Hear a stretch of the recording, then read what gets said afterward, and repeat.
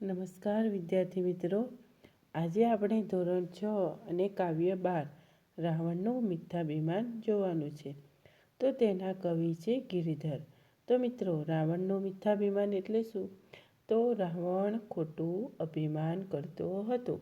તમને બધાને ખબર જ હશે કે રાવણને અભિમાન ખૂબ હતું. એટલે મિથ્યાભિમાન એટલે કે ખોટી બડાઈ કરવી, ખોટું અભિમાન કરવું, તેનો અર્થ થાય છે. તો આજે આપણે રાવણનું મિથ્યાભિમાન જોવાનું છે. તો તેના કવિ છે ગિરિધર. જન્મ 1787, અવસાન 1852. તો આપણે થોડી પ્રસ્તાવના પર નજર કરીશું. કવિ ગિરિધરદાસનો જન્મ વડોદરા જિલ્લાના માસર ગામમાં થયો હતો. તેમના પિતાનું નામ ગરબડદાસ. ગિરિધર કૃત રામાયણ અને રાજસુયજ્ઞ તેમના જાણીતા પુસ્તકો છે. ગિરિધર મૌલિક, કલ્પિત કે ઐતિહાસિક કથાનું વિશદ રીતે આલેખન કરે છે અને એ રીતે કથા નિરૂપણનો નિરાળો રસ પેદા કરે છે. તો મિત્રો, આ કાવ્યની અંદર શું આપેલું છે? તો સીતાનો સ્વયંવરની વાત કરવામાં આવી છે. એ આપણે પછી એની સમજૂતી જોઈશું. સીતાના સ્વયંવર માટે જનક રાજાએ દરબારમાં શિવજીએ આપેલું ત્રંબક નામનું ધનુષ મૂક્યું હતું અને જાહેર કર્યું હતું કે જે કોઈ રાજાએ ધનુષ્ય ઉપાડી શકશે તેની સાથે તેની પુત્રી સીતાના લગ્ન થશે. લંકાનો રાજા રાવણ પણ સીતાના સ્વયંવરમાં હાજર રહ્યો હતો. તેને પોતાના બળનું અભિમાન હતું. એ રૂઆબભેર ધનુષ્ય પાસે ગયો, પણ ધનુષ્ય ઉપડ્યું નહીં અને તે ધનુષ્ય તને દબાઈ ગયો. તેની ભારે ફજેતી થઈ.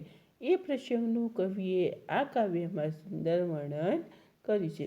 તો મિત્રો, રાવણનું મિથ્યાભિમાન એટલે કે રાવણ ખોટું અભિમાન કરતો હતો, તેની વાત અહીંયા કરવામાં આવી છે સીતાના સ્વયંવરની. તો આપણે પ્રસ્તાવના જોયા પછી આ કાવ્ય વિશે હું તમને થોડી ટૂંકમાં સમજણ આપી દઉં. તો મિત્ર, તમને ખબર જ હશે કે જનક રાજાની દીકરી સીતા હતી. હવે રાજા જનકને યજ્ઞભૂમિ ખેડતા તે મળી આવી હતી. તમે ક્યારેક રામાયણમાં પણ જોયું હશે. તે નાની હતી ત્યારે શિવધનુષ્ય ત્રંબક વડે રમતી હતી. તે જોઈને પરશુરામે જનક રાજાને કહ્યું કે એ ધનુષ્ય ઉચકીને ચાપ ચઢાવી શકે એવા બળવાન વર સાથે એને પરણાવજે, એવું એને કહ્યું હતું. સીતાનો સ્વયંવર યોજાયો. હવે શું થયું કે સીતાનો સ્વયંવર યોજાયો. એમાં રાજા મહારાજાઓ પણ ઘણા બધા આવ્યા હતા. હવે જે શરત મૂકી હતી, શું શરત મૂકી હતી? કે જે આ ધનુષ ઉપાડી શકશે તેની સીતા તેની સાથે લગ્ન કરશે. હવે સ્વયંવરમાં અનેક રાજાઓ અને રાજકુમારો આવ્યા હતા. રાવણ પણ આવ્યો હતો. રાવણને તો અભિમાન હતું જ પોતાના બળનું કે હું જ જીતીશ અને હું જીતીશ અને ધનુષ્ય હું ઊંચું કરી લઈશ પર્વતમાં અને હું સીતાને પરણી જઈશ, એવું એને અભિમાન હતું. રાવણને પોતાના બળનું ખૂબ અભિમાન હતું. હવે સીતા રાવણને વરમાળા પહેરાવવા ઈચ્છતી નથી. હવે શું થયું કે સીતા તો રાવણને વરમાળા પહેરાવવા ઈચ્છતી જ નહોતી. એટલે એણે કોને પ્રાર્થના કરી? શિવજીને પ્રાર્થના કરી કે શિવજી, તમે એવું કંઈક કરો કે રાવણ ઉપાડી ન શકે ધનુષ. હવે શું થાય છે કે પ્રાર્થના કરે છે શિવજીને. રાવણ ધનુષ્ય ઉંચકવા જાય છે ત્યારે તેના હાથમાંથી છટકીને પડી જાય છે અને રાવણ ધનુષ્ય નીચે દબાય છે અને ઘાયલ થાય છે અને નુકસાન થાય છે. એના મોંમાંથી લોહી નીકળે છે અને ધનુષ્ય નીચેથી બહાર કાઢવાથી જનકને કહે છે અને કુંભકર્ણ અને ઇન્દ્રજીત તેમના રાક્ષસોને તેને ડર બતાવે છે. એટલે કહે છે કે મને અહીંયા હું પડ્યો છું તો મને બચાવો. જો મને કંઈક થશે અને હું મરી જઈશ તો મારો ભાઈ અને મારો દીકરો તમને બધાને છોડશે નહીં અને તમને બધાને પણ મારી નાખશે.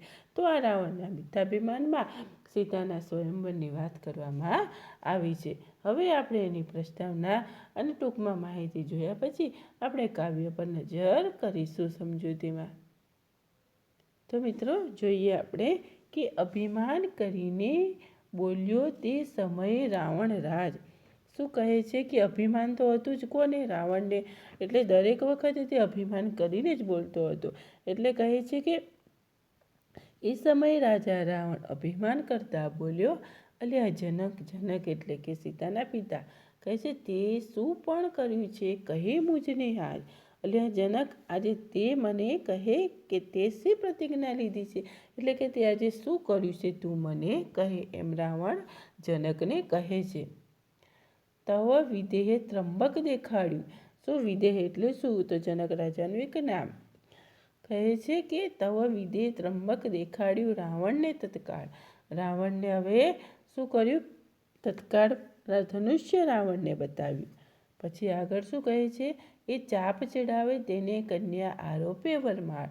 કહે છે કે આ ધનુષ્યને જે ઉઠાવે તેને કન્યા સીતા વરમાળા પહેરાવશે. એટલે કહે છે કે જો આ ચાપ જે ઉઠાવશે એને સીતા વરમાળા પહેરાવશે. હવે જ્યારે એને પૂછે છે તેના જવાબમાં શું કહે છે જનક? કહે છે કે એમને ત્રંબક એટલે કે ધનુષ દેખાડ્યું. રાવણને કહ્યું કે જો આ ધનુષ્ય જે ઉઠાવશે તેને મારી સીતા દીકરી વરમાળા પહેરાવશે, એટલે કે તેની સાથે લગ્ન કરશે. એવું સાંભળીને અટ્ટહાસ્ય હાસ્યો રાવણ રાય. કૈલાસ સરખો હલાવ્યો કોણ માત્ર ધનુષ કહેવાય. એ મેં અમર બંદીવાન કીધા હું રાવણ બળ્યો સત્ય. હવે શું થાય છે? કહે છે એવું સાંભળીને અટ્ટહાસ્ય કર્યું, કેમ કે રાવણને તો અભિમાન જ હતું કે હું જ ઉપાડી લઈશ, બીજું કોઈ ઉપાડશે નહીં, એવું એને અભિમાન હતું. એવું સાંભળીને અટ્ટહાસ્ય કર્યું એટલે કે હસ્યા. એવું વચન સાંભળીને રાજા પણ ખડખડાટ હસ્યો. કૈલાસ જેવો પર્વત મેં હલાવી નાખ્યો ત્યાં ધનુષની શી વિસાર. શું કહે છે આગળ? કૈલાસ સરખો હલાવ્યો કોણ માત્ર ધનુષ કહેવાય. કે કૈલાસ જેવો પર્વત મેં આખો ઉઠાવી લીધો તો આ ધનુષની શી વિસાર. મેં અમર બંદીવાન કીધા હું રાવણ બળ્યો સત્ય. બળ્યો એટલે શું? કે તાકાતવાળો, બળવાન. એટલે કહે છે કે મેં દડાની જેમ મેરુ અને મંદરાચલ પર્વતે, કે છે મેરુ અને મંદરાચલ પર્વતને મેં ઉછાળું છું. તો કહે છે કૈલાસ સરખો હલાવ્યો કોણ માત્ર ધનુષ કહેવાય. મેં અમર બંદીવાન કીધા હું રાવણ બળ્યો સત્ય. એટલે કે છે કે મેં કૈલાસ સરખો પર્વત પણ હલાવ્યો છે અને મેં કેટલા માણસોને બંદીવાન કીધા છે. તો આ ધનુષ શું કહેવાય? હું તો બળવાન છું, હું કશું પણ કરી શકું છું. આગળ કંદુકની પેરે ઉછાળું મેરુ મંદરાચલ પર્વત. કહે છે કે કંદુક, કંદુક એટલે કે રમવાનો દડો, દડાની જેમ હું ઉછાળું મંદરાચલ પર્વત. મંદરાચલ પર્વતની વાત કરે છે કે હું દડાની જેમ મંદરાચલ પર્વત તો હું ઉછાળું છું. પછી કહે છે આગળ પૃથ્વી ઊંધી કરી નાખું પલકમાં નિર્ધાર. નિર્ધાર એટલે કે નક્કી કરવું, ચોક્કસ. એટલે કહે છે કે પૃથ્વીને પણ અચૂકપણે ઊંધી કરી નાખું છું. પૃથ્વીને પણ હું ઊંધી કરી નાખું છું પલકમાં એટલે કે ક્ષણમાં. જેમ આંખના પલકારો થાય એટલી વારમાં હું પૃથ્વીને પણ ઊંધી નીચી કરી નાખું છું. બ્રહ્માંડ ચાક ચડાવું તો એ ધનુષના શા ભાર. શું કહે છે? બ્રહ્માંડને ચાક ચડાવું. ચાક ચડાવું એટલે ગોળ ગોળ ફેરવું, તો આ ધનુષનો શું ભાર. બ્રહ્માંડને હું ગોળ ગોળ ફેરવું તો પછી આ ધનુષ્યની શી વિસાર. કેવું અભિમાન કરે છે કે હું મંદરાચલ પર્વતને પણ દડાની જેમ ઉછાળું છું, આખી પૃથ્વીને ઊંચી નીચી કરી નાખું છું, આખા બ્રહ્માંડને હું ગોળ ફેરવી નાખું છું, તો આ ધનુષ્યની શી વિસાર. એવું અભિમાન કરે છે. એમ ઘણા વચન બોલી પછી ઉઠ્યો રાવણ રાય. વસ્ત્રાભૂષણ સાંભળીને ધનુષ્ય ભણી તે જાય. એમ ઘણા વચન બોલીને રાજા રાવણ અભિમાનમાં ઊભો થાય છે. પોતાના વસ્ત્રો અને ઘરેણાં વ્યવસ્થિત કરીને તે ધનુષ્ય તરફ ચાલ્યો.